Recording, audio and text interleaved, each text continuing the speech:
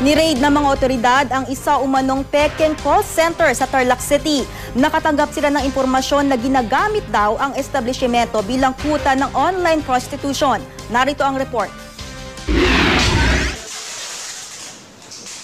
Sa unang tingin, tila pangkaraniwang building lang ito sa Tarlac City. Ayon sa mga security guard, isang call center ang nag-ooperate sa loob ng gusali.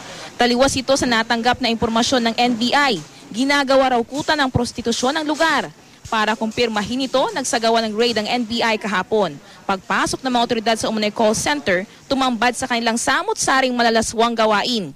Yun nga, kanilang modus operandi is call center. But in reality, merong silang tatlong illegal activities that are being performed inside. First would be, they would be developing porn sites. Finally, yung isang activity nila, merong illegal chats.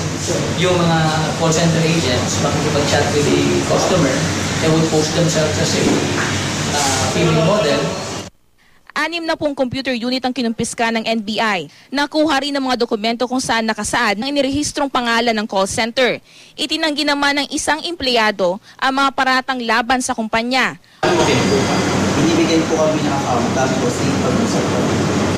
Paano po sila start yung conversation? Nagulit po yung hourly po tapos kahit yung hourly tapos pala na po sila sa iyo. Walang nabutang ibang tao sa gusali ang mga otoridad.